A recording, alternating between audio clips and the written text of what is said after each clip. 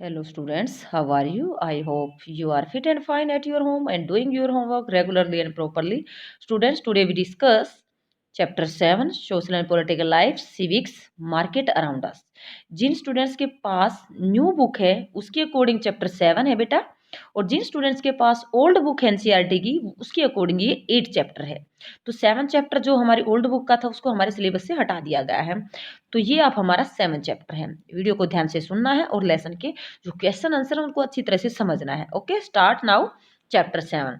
First question है हमारे यहाँ, in what veg is a hawker different from A shop owner. Hawker होता है गली में फेरी वाला, और शॉप ओनर होता है बेटा जो दुकानदार होता है, दुकान का मालिक होता है। तो यहाँ डिफरेंस बताना है।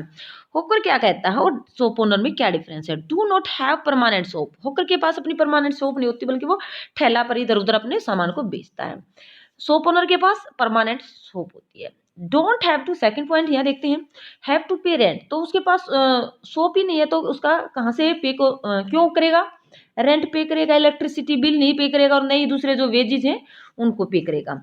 ये हैव टू पे एक्सपेंसेस लाइक रेंट बिल और वेजेस, यानी कि दुकान पर वो रेंट अगर ले रखी है तो रेंट भी देना पड़ेगा, इलेक्ट्रिसिटी बिल है तो वो भी पे करना पड़ेगा, जीएसटी का बिल भी पे करना पड़ेगा, वेजेस दूसरे जो उसके पास काम करने वाले वर्कर हैं उनको भी वेजेस देने पड़ेंगे। तो ये शॉप ओनर के पास जो एक्सपेंस है, खर्चे। Sell product at cheaper rate. तो जो होकर्स होते हैं ये सस्ते रेट पर भी सामान को बेच सकते हैं, लेकिन ये किसी चीप पर as well as cost pliers product, यानी कि जो प्रोडक्ट की कॉस्ट है उसके अकॉर्डिंग ही वह बेच सकता है। ओके स्टूडेंट्स, ये था हॉकर और शॉप ओनर में डिफरेंस। अब हम डिस्कस करते हैं question second, compare and contrast A weekly market and A shopping complex. जैसे वहां फर्स्ट क्वेश्चन में हमने हॉकर और शॉप ओनर के डिफरेंस था, यहाँ बताया गया वीकली मार्केट और शॉपिंग कॉम्प्लेक्स जो मॉल जिसको बोलते हैं उसमें यहाँ क्या क्या डिफरेंसेस बताए गए हैं। तो सेकंड क्वेश्चन में यहाँ दिखाया गया है वीकली मार्केट में काइंड ऑफ गुड सोल्ड, किस प्रकार की जो थिंग्स हैं वो बेची जाती हैं, नॉन ब्रांडेड भी हो सकती हैं, एवरीडे जो हमारी रिक्वायरमेंट होती है उसके अकॉर्डिंग हो सकता है, प्राइस कैसा होता है, चीपर हो सकता है। बेचने वाला क्या होता है, लोकल ट्रेडर होता है। जो बायर खरीदने वाले भी क्या होते हैं, लोकल होते हैं या लो इनकम वाले पीपल होते हैं। अब सेकंड क्या बताया यहाँ, शॉपिंग कॉम्प्लेक्स बताया, जो मॉल है बड़े बड़े शहर के अंदर वहाँ ब्रांडेड एक्सपेंसिव और क्वालिटी वाली चीजें मिलती हैं, कॉस्टली होती हैं। रिच ट्रेडर जो बड़े अमीर है ट्रेडर हैं, व्यापारी हैं, उनके द्वारा ये शॉपिंग कॉम्प्लेक्स लगाए जाते हैं। मिडिल और हाई क्लासेस के व्यक्ति हैं वो यहाँ पर खरीदारी करने के लिए जाते हैं, कहाँ पर, शॉपिंग कॉम्प्लेक्स या मॉल में। ओके स्टूडेंट्स, थर्ड क्वेश्चन हम यहाँ देखते हैं, explain how a chain of market is formed. किस प्रकार एक मार्केट के अंदर एक चेन या श्रृंखला बनती है, कैसे आपस में मार्केट को जोड़ती है। What purpose does it serve, इसका क्या मीनिंग होता है, जो हमारी चेन है इसको जोड़ने का क्या पर्पज होता है, क्या उद्देश्य होता है। Chain of market is a series of market, यानी कि एक सीरीज है जो आपस में मार्केट को एक दुकान से दूसरे दुकान को, एक ग्राहक से दुकान को ऐसे जोड़ते हैं मार्केट से, that are connected like link. तो ये इसको जोड़ता है आपस में लाइक ए चेन, जैसे एक चेन होती है एक दूसरे से जुड़ी होती है, ऐसे ही मार्केट के आपस में ये दुकानदार से, ग्राहक से या ट्रेडर से ये जुड़ा होता है। फर्स्ट क्या होता है, goods are produced in a factory. कोई भी सामान है, कोई भी थिंग है, वो कहाँ प्रोड्यूस किया जाता है, फैक्ट्री के अंदर। सबसे पहले जो हमारी प्राइमरी एक्टिविटीज हैं, जैसे जो रॉ मटेरियल के लिए यूज की जाती हैं, जैसे हम कपड़ा कॉटन इंडस्ट्री के लिए कह सकते हैं, सबसे पहले किसकी जरूरत होगी, हमें कॉटन की होगी। किसी भी सूती कपड़ा उद्योग के लगाने के लिए सबसे फर्स्ट नीड क्या होगी, कॉटन होगी। तो उसके लिए बाद ये कॉटन कहाँ भेजी जाएगी, फैक्ट्री के अंदर कपड़ा बनाने के लिए, फार्म में। Then a wholesale trader buy goods, फिर उसके बाद यहाँ से एक होलसेल ट्रेडर खरीदेगा वस्तुओं को, ए लार्ज क्वालिटी, ज्यादा मात्रा में, जब ये तैयार हो जाती है कहीं फैक्ट्री के अंदर।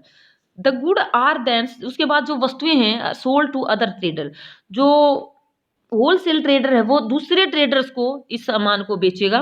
Then retailer buy goods from these traders, जो दुकानदार हैं, रिटेलर्स हैं, वो इन ट्रेडर से सामान अपनी दुकान के लिए खरीदेंगे। And sell it to the consumer, और फिर किसको बेच देते हैं, ग्राहक को बेचते हैं, कंज्यूमर को बेच देते हैं। द पर्पज, इसका क्या पर्पज है, उद्देश्य क्या है, is that it encourage production, create new opportunity. Production, उत्पादन में बढ़ावा देना होना, क्रिएट न्यू अपॉर्चुनिटी, नए अवसर बनाना मार्केट के अंदर, पीपल टू अर्न, लोगों के कमाने के लिए, and provide employments to large number of people, और ज्यादा लोगों को रोजगार दिलाने के लिए जो चेन ऑफ मार्केट है ये जरूरी है। चेन और मार्केट में सबसे पहले यहाँ देखते हैं हम प्रोड्यूसर होना जरूरी है, क्योंकि किसी वस्तु को बनाने के लिए फैक्ट्री लगाना जरूरी है। होलसेलर के पास, उसके पास दूसरे ट्रेडर के पास, उसके बाद रिटेलर के पास, लास्ट में कंज्यूमर के पास। इस प्रकार उपभोक्ता खरीदार के पास ये लास्ट में मार्केट के द्वारा वस्तु आती है। ओके स्टूडेंट्स, लास्ट हम देखते हैं क्वेश्चन फोर्थ क्वेश्चन, लास्ट नहीं है। All person have equal right to visit any shop in a market. सभी व्यक्ति को किसी भी मार्केट में जाने का, किसी भी दुकान की यात्रा करने का राइट है, अधिकार है। Do you think this is true of shop with expensive product? क्या ये सच है कि किसी महंगी, जैसे मॉल है या एक्सपेंसिव प्रोडक्ट हैं, जो महंगे प्रोडक्ट जहाँ मिलते हैं वहां भी हम जा सकते हैं? तो इसके बारे में हम देख सकते हैं। All person have equal right, सभी व्यक्तियों को राइट है कि हम किसी भी दुकान पर जा सकते हैं, किसी मॉल में जा सकते हैं। To visit any shop in a market place, जो मार्केट का स्थान है उसमें जा सकते हैं। But this is not always true, लेकिन ये हमेशा सच नहीं है। For shop with expensive products, यानी कि जो महंगे प्रोडक्ट वाली दुकानें हैं, वहां कई बार क्या होते हैं, ग्राहक को सामान पहले ही पूछ लेते हैं किस प्राइस तक आपने देखना है, किस प्राइस की बुक आपने खरीदनी है। तो अगर वो उसे कम की वस्तु मांगता है तो उसको नहीं कई बार दिखाया जाता है। तो because people from lower income groups, जो लोअर इनकम ग्रुप के व्यक्ति होते हैं, गरीब व्यक्ति होते हैं, उनको can not afford to buy branded, तो वो कई बार अफोर्ड नहीं कर सकते हैं कहीं ब्रांडेड प्रोडक्ट को, महंगे प्रोडक्ट को खरीदने में। And hesitate to enter the shop, कई बार इन दुकानों के अंदर जाने से भी हेजिटेट करते हैं, हिचकिचाते हैं।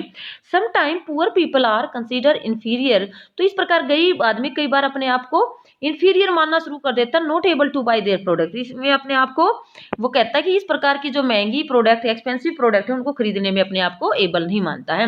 एग्जाम्पल के तौर पर यहाँ देखते हैं, कविता और जो सुजाता, हमने लेसन में एग्जाम्पल रीड किए थे। Went to a shopping complex, वो गई थी शॉपिंग कॉम्प्लेक्स के अंदर, but they found rate doubles, उन्होंने वहां क्या देखा कि वहां के जो रेट हैं वो डबल मिले उनको। ये जैसे किसी वीकली मार्केट में देखते हैं या कहीं और देखते हैं, तो वहां की कंपैरिजन में मॉल के अंदर, शॉपिंग मॉल के अंदर जो प्राइस थे वो ज्यादा थे, डबल थे। इसके कारण वो वहां पर नहीं शॉपिंग करने के लिए गए थे। नेक्स्ट है buying and selling can take place without going to a market place, explain with example. तो क्या देखते हैं हम, जो बाइंग मीन खरीदना, सेलिंग में बेचना, ठीक, प्लेस विदाउट गोइंग, आज हम बिना मार्केट में जाए सेलिंग और बाइंग कर सकते हैं। तो इसके एग्जाम्पल हम देखते हैं यहाँ, buying and selling can take place with the help of internet through various online companies, जो बहुत सारी ऑनलाइन कंपनीज आ चुकी हैं, अमेजन की, फ्लिपकार्ट की, तो उसके से हम अपना घर बैठे भी ऑर्डर दे सकते हैं ऑनलाइन।